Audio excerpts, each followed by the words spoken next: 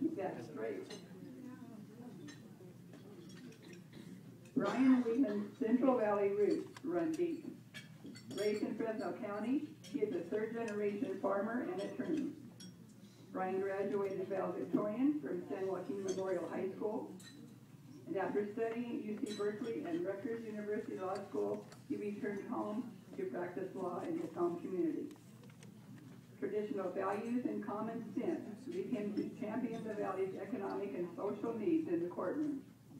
Brian's legal philosophy has always been to bring integrity and hard work into the courtroom in order to make the justice system work for his clients. Having grown up in a bilingual family, Brian is able to represent his clients in both Spanish and English. He frequently takes pro bono cases, representing the disadvantaged people in need of legal assistance. He also has worked extensively to promote awareness and research of a musculoskeletal disorder known as FOP, which affects his brother Vincent. Getting our economy back on track and creating jobs in the Central Valley can't be won in the courtroom. That's why Brian wanted to take the fight to Congress. And now I'm introduce Brian Whelan.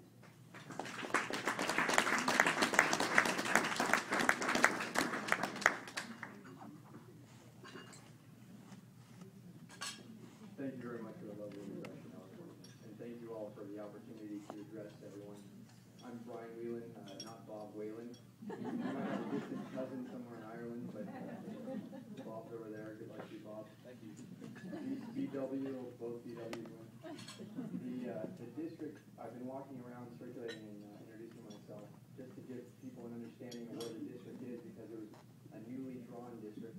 It's the 16th congressional district, and it's Fresno, Madera, and Merced County. So right now we're not in the district. A few blocks that way we would be in the district. The district is downtown Fresno and kind of the peripheries around downtown Fresno, and then it goes up the 99 corridor through Madera and then all of Merced County. It's a very large district geographically. There's 704,000 people in the district approximately. Of those people, 34% approximately of the voters are foreign-born voters. And that means a couple of things. One is also that there's about, I think it's 62% of those voters are Hispanic. So it means a couple of things. One is that people came to this country with the idea that they could work hard and get ahead. People came to this country, into this area, pursuing the American dream. And that's something that my grandparents came to this country pursuing the American dream.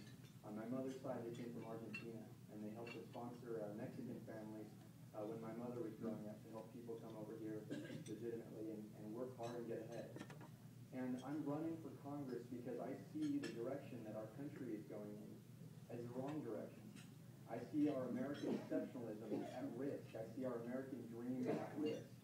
For those of us that work hard and want to get ahead, I see that this deficit spending and our debt really threatens our way of life. And that's why I'm running. I grew up here in Fresno County. I went to San Joaquin Memorial, and I went on to Cal for undergrad, and I went on to law school. And I came back. I had the opportunity to work in Philadelphia, but I came back because I wanted to be a part of the community that I've been raised in. And what I've seen is, in many ways, very disappointing, and in some ways very hopeful also. But this district is the poorest district in the entire country. Next to my house is the highest concentration of poverty in the entire country. And as a Valley resident, it's something that it really impacts me. And I see our Congress as consistently voting in the wrong direction when they vote down the line with Nancy Pelosi. And Jim Costa is Jim Costa. Jim Costa is the opponent. Jim Costa is the target. Jim Costa has consistently voted down the line with Nancy Pelosi in ways that do not show leadership for the Valley, that do not show that the next generation is what matters, as opposed to the next election. Jim Costa has been a politician longer than I've been alive.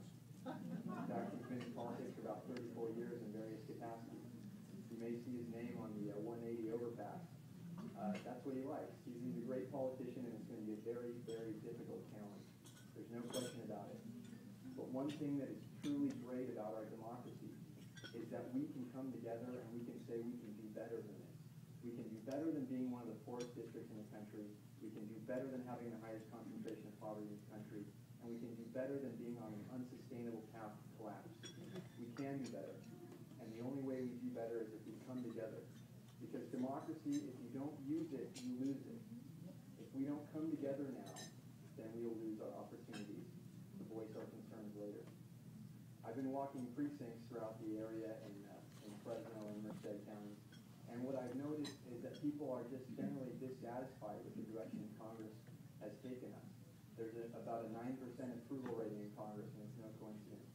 I heard as part of a speech by Bill Thomas, who's a former congressman, and Bill said for the first 30 days that he was in Congress, he was amazed that he was in Congress. He couldn't believe that he made it. And then after 90 days, he looked around and he couldn't believe that the other people had made it in too. And it's a process that it requires someone that's going to have a lot of spite. It's because it's a tough process. There's no question about it. It's going to be a massive uphill battle to unseat Jim Costa. And it's one that we need the support from everyone in every community.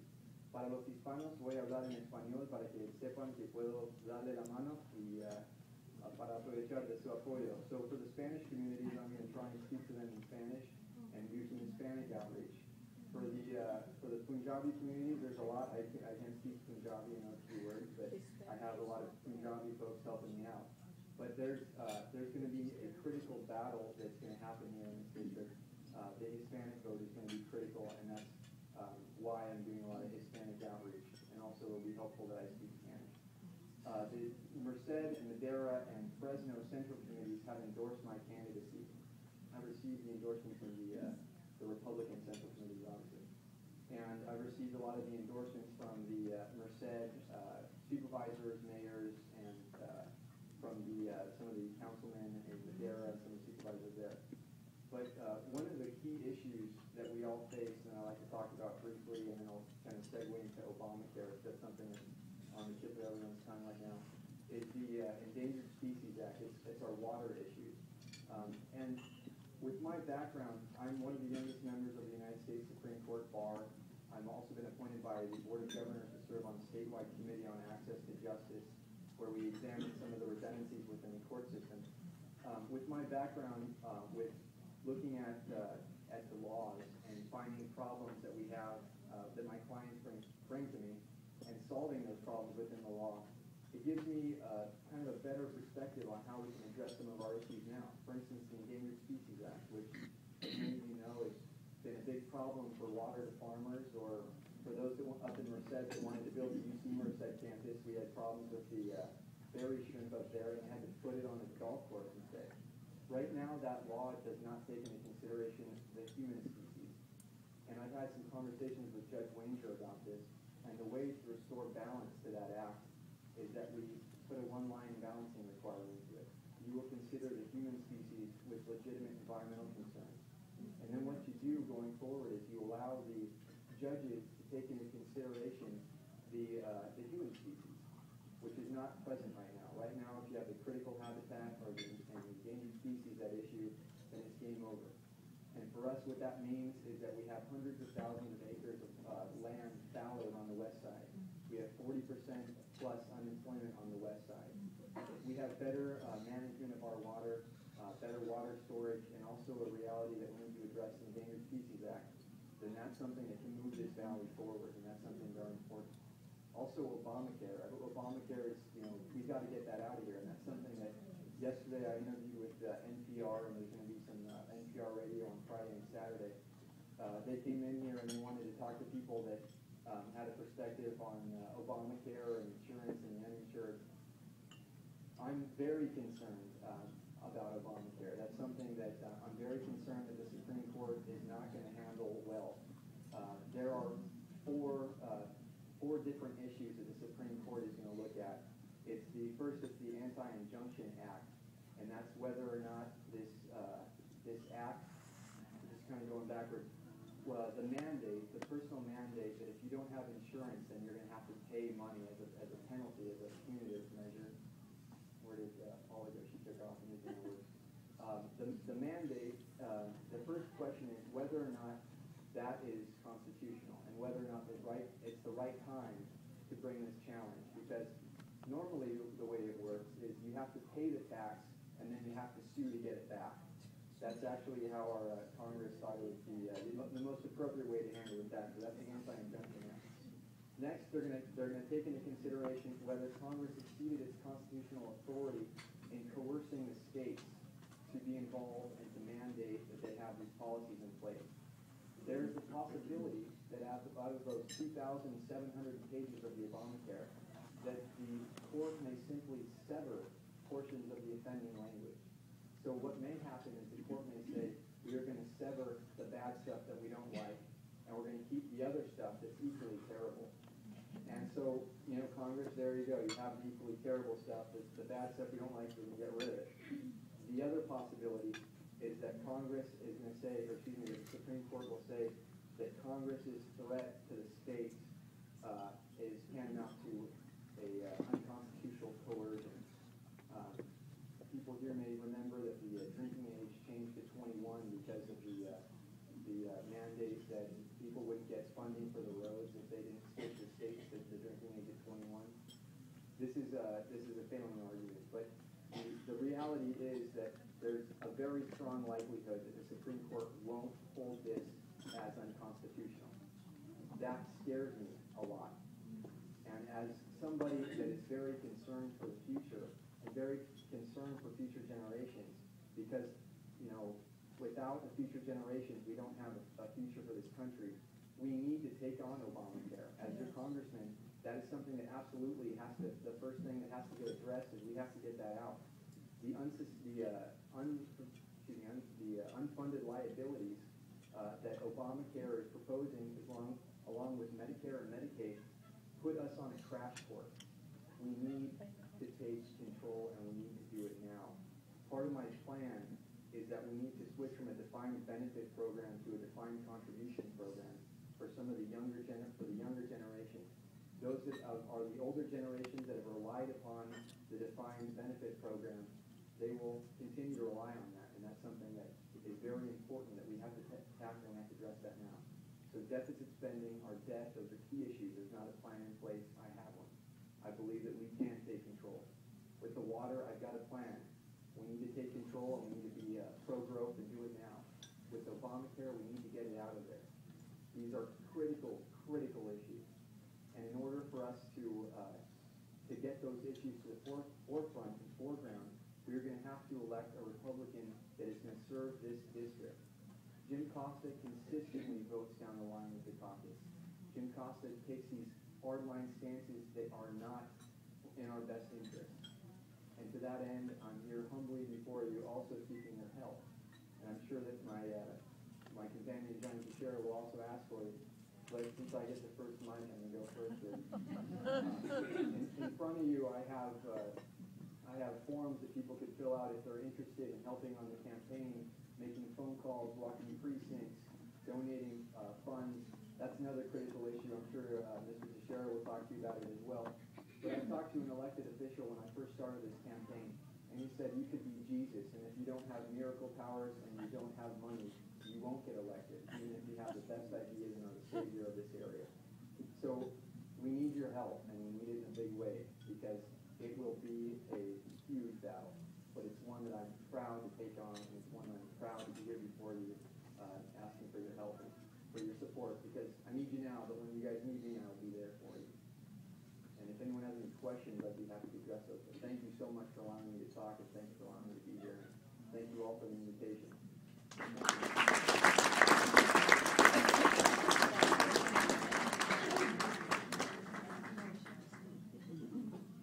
Thank you, Brian. I think we'll wait and do questions at the end after you first go to the gentleman speak. Before I introduce Johnny, though, Vaughn just came in. Susan, would you introduce Vaughn? Our third Assembly 23 district candidate just walked in. I'll let you introduce yourself. This is Vaughn. I'm Vaughn Monatua, candidate for the 23rd Assembly with Mr. DeFrank, Mr. Whelan, Mr. Patterson, and Mr. Rojas. So thank you for inviting me.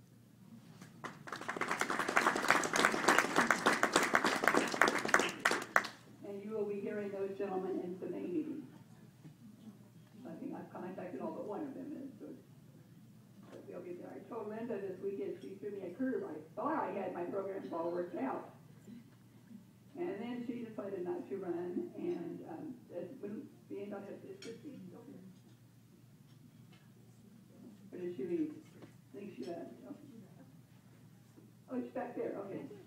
I have her on, let her talk a minute at the end about why Linda decided not to run. And she has some information for you that's very important to Linda's heart. But first we'll have Johnny.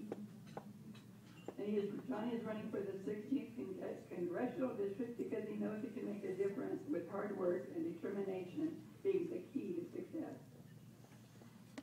He was born in Fresno and raised in Burl, a small town south of Fresno, and a fourth-generation dairy farmer.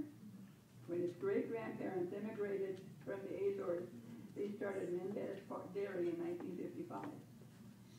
When Johnny's grandfather passed away, his dairy incorporated, and Morningstar Dairy Incorporated was established. Growing up on the dairy taught Johnny hard work, commitment, and risk management. He experienced firsthand that bureaucracy and ineffective government policies are what have limited job growth on dairy farms, construction, manufacturing, and industrial supply. The regulatory failures are due to a no common sense mentality and the fact that elected officials are disconnected from their constituents and communities.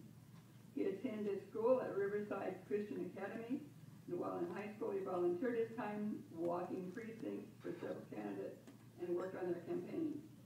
He married his high school sweetheart, Lisa Marie, and she's right here with him.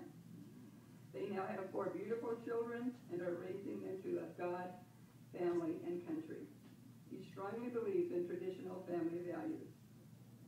And he's very active with his church, and I will let him tell you more about that. So here's Johnny Tacherra.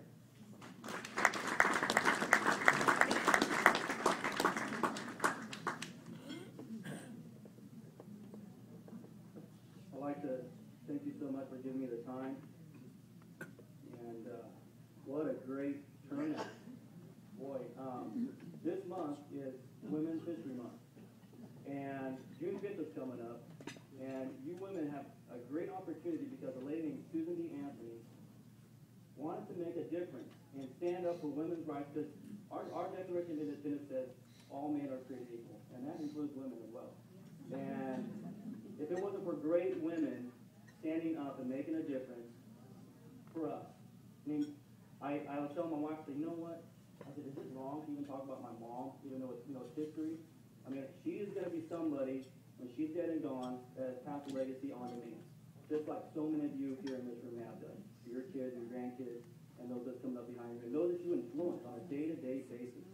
And that is what I'm rooted and grounded in, is how I was raised and how I was trained and brought up on the farm and as a Christian gentleman. And the school I attended was Riverdale Christian in Riverdale, not Riverside. So it's a little town out in the boondocks. So, okay, I'll look at that.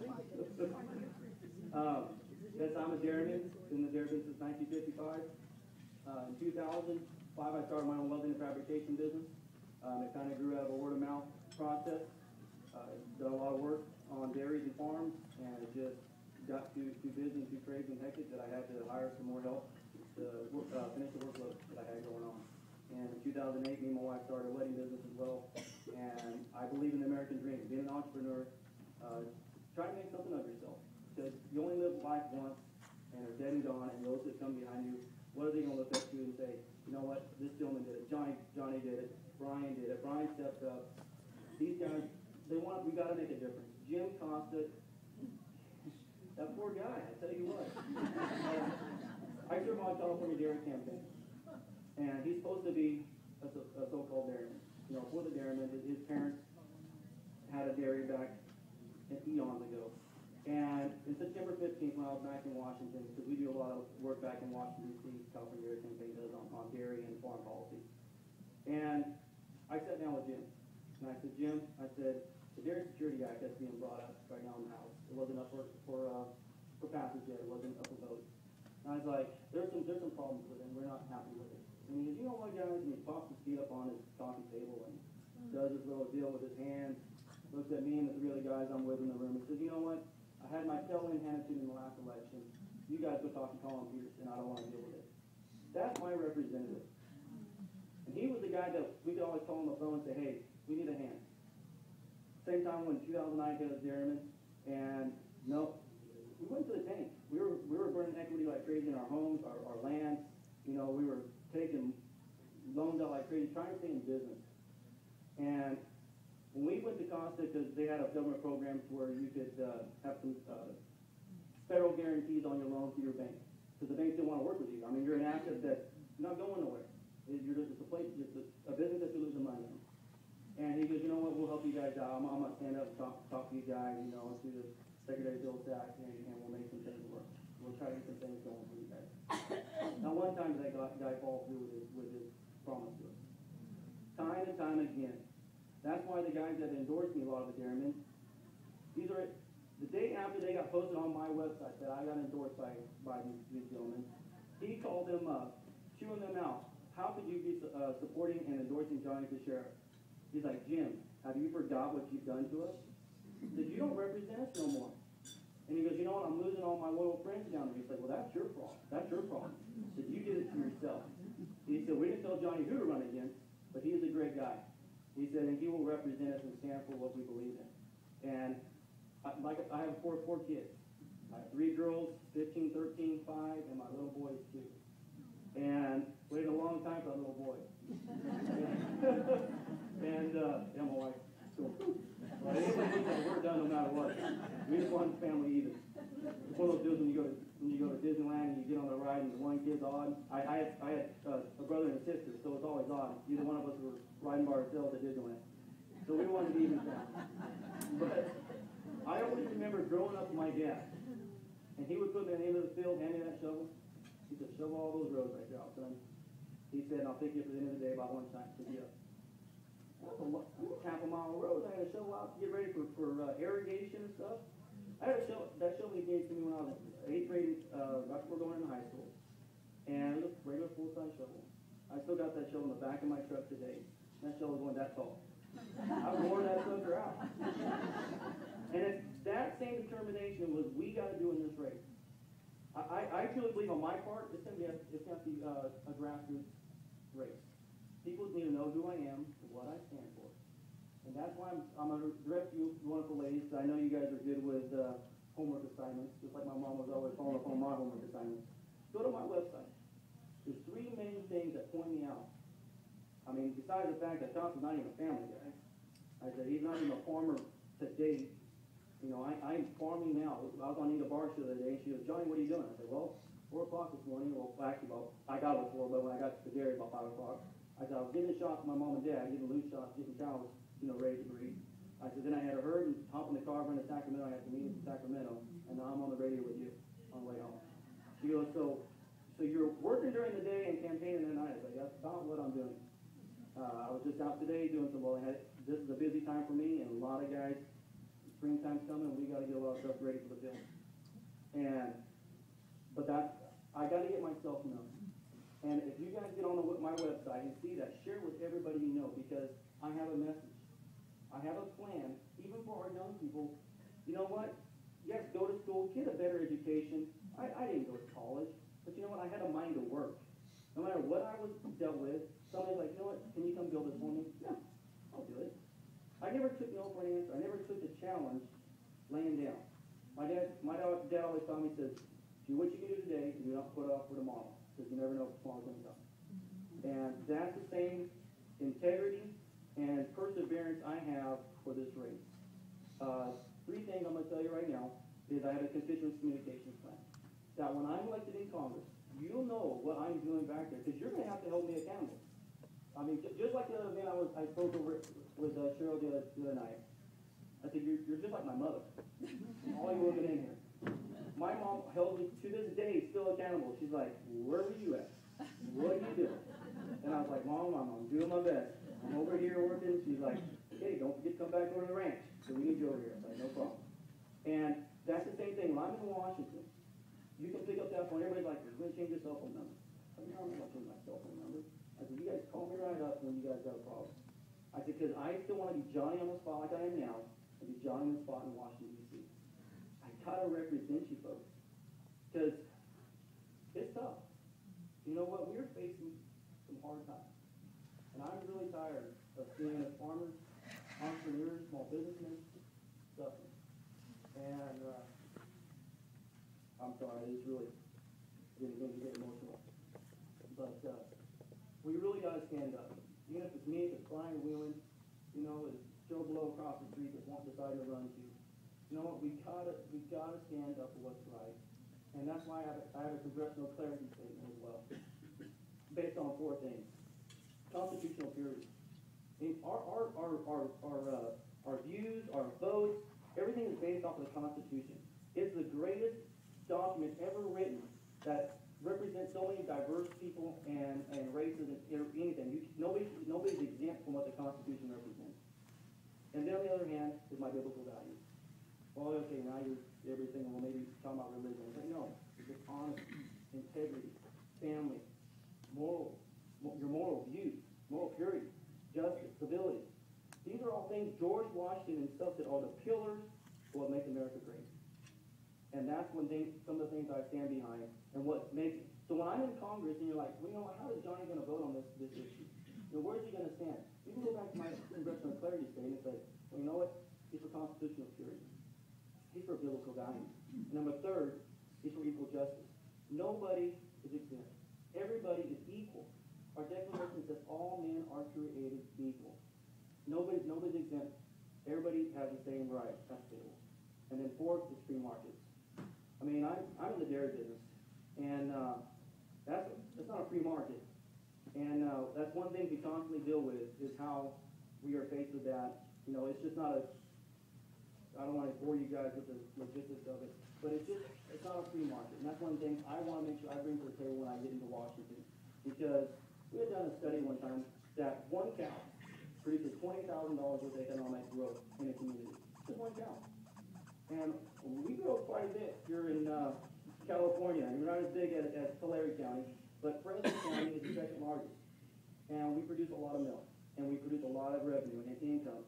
And even just job opportunities for young people. I've had so many young people work on my dairy and train them and teach them trades so they can better themselves and go into college and make something better for themselves, or even become professors. I had one of my guys just recently graduated from Fresno State and is teaching over in Kerman area. And he called me up today, wanted to borrow some of my tools for his class. And I was like, don't they supply that for you? He goes, not the stuff that you got. I want to use your stuff. And I'm like, all right, no problem. But we got to train the young people that's growing up today. So you know what? If you want to do it, yes, it's going to be tough. It's going to be hard. I mean, it was hard just getting married. You know what I'm saying? You know, even though I love my wife, it's a day-to-day. It's a man thing, I guess you're going to say. It's like you got to get in. There's compromise. And I love her so much. She has been such a great helpmate to me and taught me so much on how, even when I get done today, she's like, you need to work on this and this and this. Just like I want you folks to do. It's like, Johnny, you know what? Last meeting I had somebody's like, you know what? You said something, I don't think you meant to say it this way, but can you clarify with me? And I got to clarify with her and set the record straight on how I actually felt. And I really appreciate your time.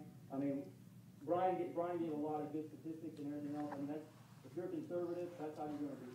But how are you going to step up above that? And how are you going to know exactly who I am and what I stand for?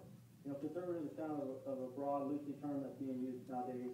You know, you got to be a step above that. You got to let people know exactly who you are and what you stand for. And I thank you so much for your time and your patience.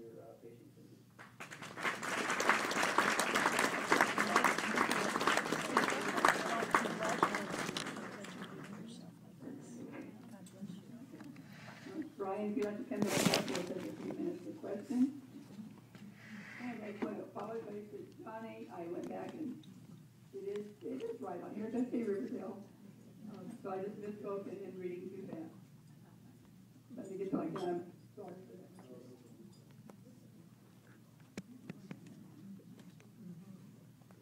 Question?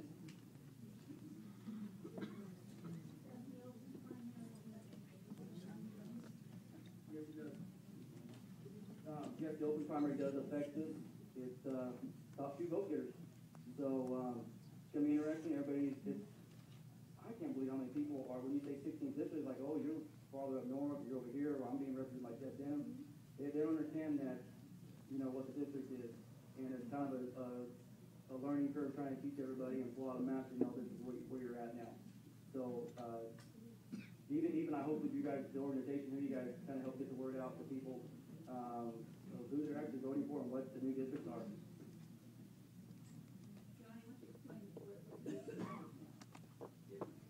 Yeah, the district now is, like Brian said, downtown Fresno, and it it makes some weird jogs out on the west side over around Kerman, and but then it kind of follows the San Joaquin River, from what I can tell. But if you go to my website, it has a very detailed map where you can pinpoint your house and everything else if you're in the district, and zoom up and give it up the level of degrees on our map. So, but it's Fresno, Tacherra, and all of Merced County, which is a very big county. So it drops all the way down into South Tawas, around San Luis Reservoir, and so on. So as far north as it comes this way is Ashland. So as far south is Central Avenue.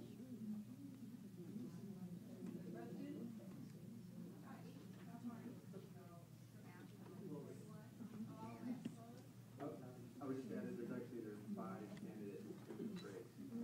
There are 2 Democrats, and the open primary does affect tremendously. So, your involvement now, whoever the candidate is that you choose, please do get involved, because it's very important if we are going to win, that there's going to be a splitting of votes that are going to happen.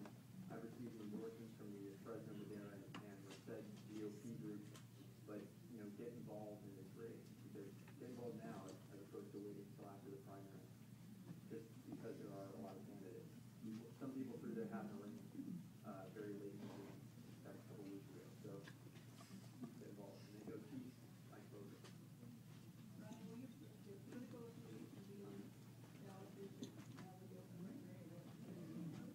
It depends on the selection of the person. So I chose Republican because I'm Republican, and I'm sure John did too, but some of the others may not have. I don't know.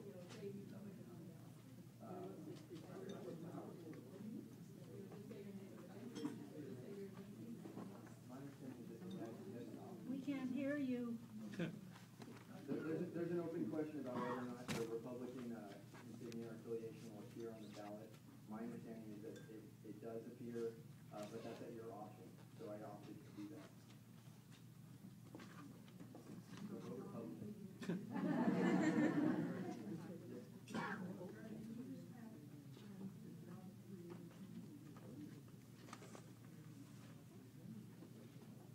I do have a plan for job creation in Fresno, Madera, and Merced County. That was the question.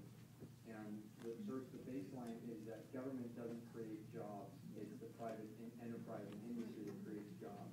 So that's a big misconception when politicians get up and say, I will create jobs, and they usually do it like this with their hands. It's an issue where the government can create a condition where we'll have jobs, such as the Central Valley Water Project. That was an example of a good government expenditure that allowed farmers to capture water and to plant and to produce crops. In terms of what I will do to help with the creation of jobs, one of those was that I talked about earlier was with water, consistent, reliable access to water.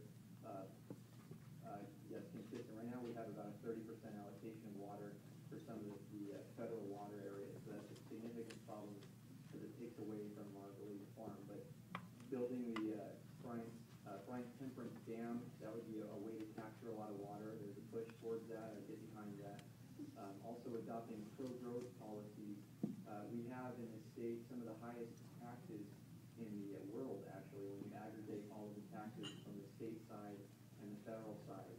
So what we need to do is we need to adopt pro-growth tax policies, such as what I mentioned earlier with benefits versus contributions, and also with closing the tax loopholes. If any of you are EU farmers out there, you get a big tax break. I would take that away, actually. So both of these are EU farmers. But there are tax loopholes that need to be closed. The corporate tax needs to be reduced so that we promote growth. The tariff code, which is about 2,959 pages, we need, like John was talking about, free trade. Most of you right now, I see a lot of you wearing shoes. 98% of your shoes actually come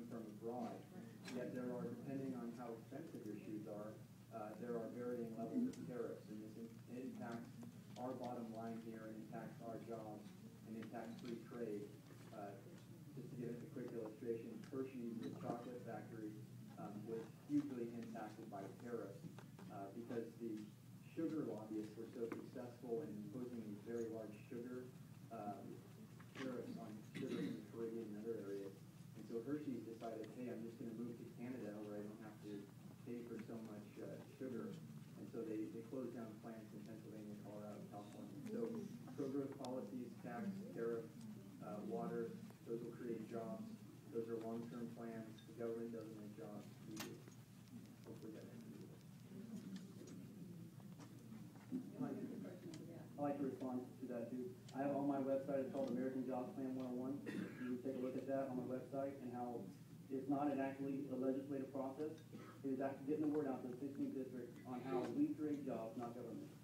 And also, I'm not for free trade, I'm for fair trade. I want to make sure I stand behind that because when we try to trade across our borders, they don't deal with the same things we deal with on a daily basis. You know, I see that on a day-to-day basis with casings and everything else that comes across, and we put in our Chiefs Act, and we know nothing about it.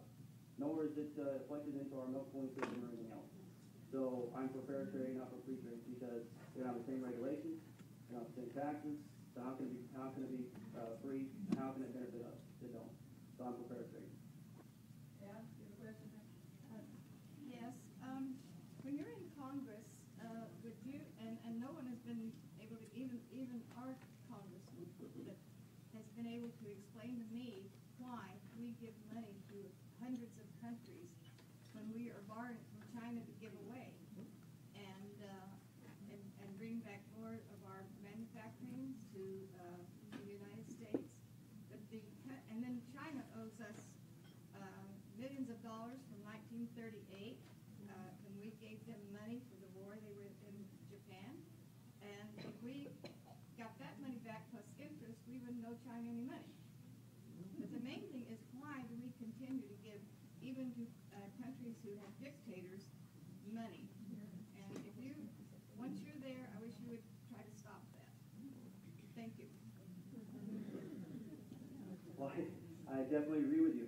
We had that conversation back in September when we were back in Washington, because there was a couple countries that do a lot of money that we loaned to them, and they're going to default. You know, they've already defaulted, and it's like they're going to go bankrupt and not fill those obligations. It was mainly stuff through USDA that we loaned them money to help them grow their crops. And you know, I believe in being nice. You know, I have 4 kids, and you know, you feel for them and you want to help them out. But in the meantime, you know, my 2 oldest ones, they get 5 o'clock in the morning, they go beat cats before they go to school because they got to learn the value of the dollar. And if we keep on doing this to other countries, there is something to keep on walking all over us, because the only way America's going to fall is from within. And if we keep on doing this kind of nonsense, I call it, it has no common sense to it.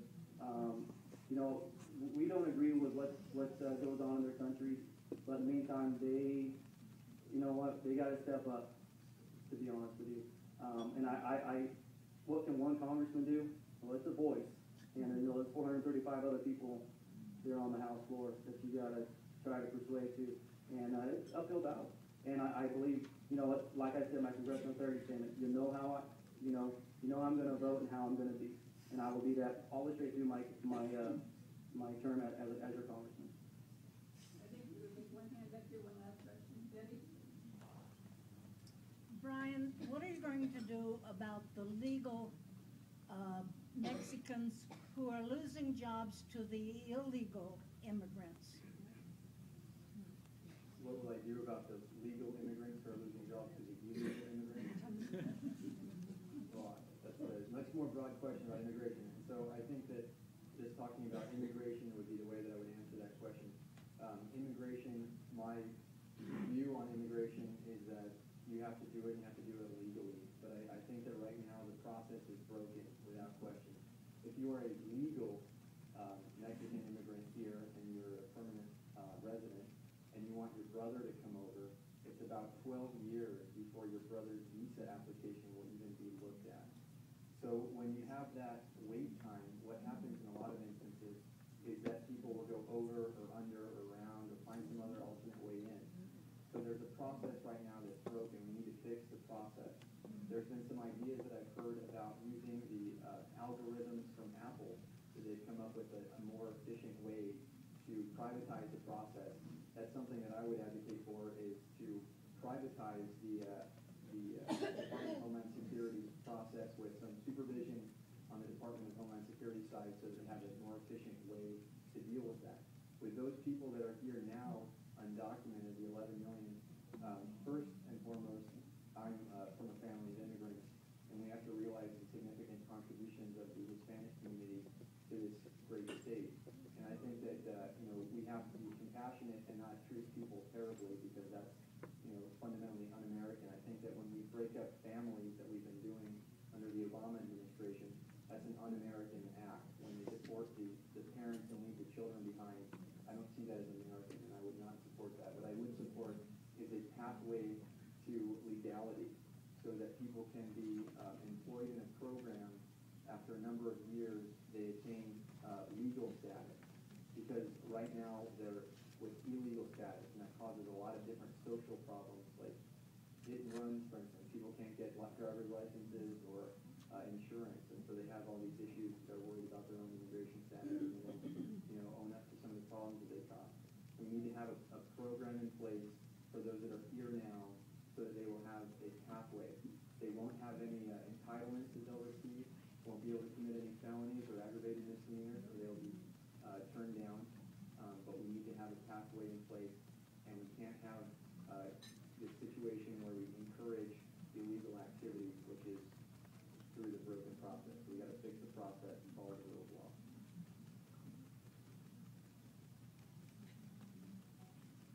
Thank you. You look there down after the meeting.